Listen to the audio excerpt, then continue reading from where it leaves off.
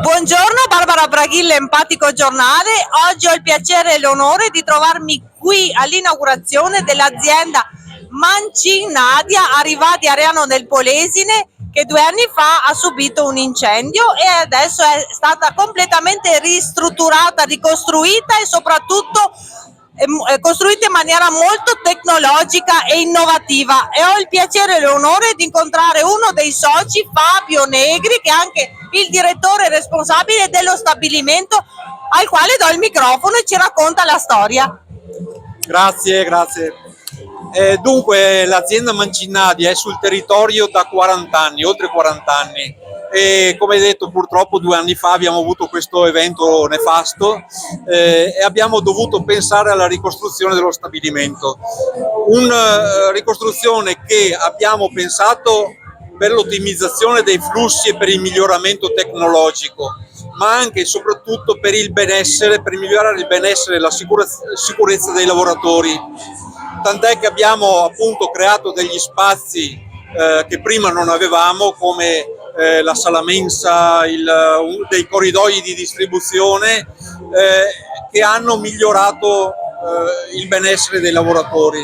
La Mancin Nadia è una perla del territorio, fa lavorare tante persone, quindi è importante per quante famiglie, quante persone? Attualmente siamo una 70ina che lavoriamo qua, più 20 dipendenti che abbiamo nella nostra azienda consociata di Boscomesole, dove facciamo delle cozze vongole. Allora, è nel settore ittico, cosa propone, cosa produce?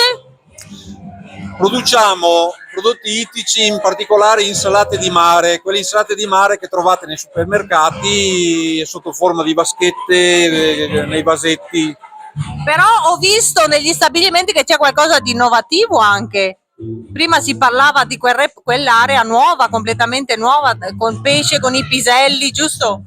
Certo, il nostro core business nel tempo è stato quello delle insalate di mare marinate. Nel nuovo stabilimento ci siamo dotati di un nuovo reparto a cui crediamo molto, perché pensiamo che sarà il nostro futuro, che è la gastronomia, dove andremo a produrre dei piatti freschi e piatti pronti all'uso, all'utilizzo, già cotti.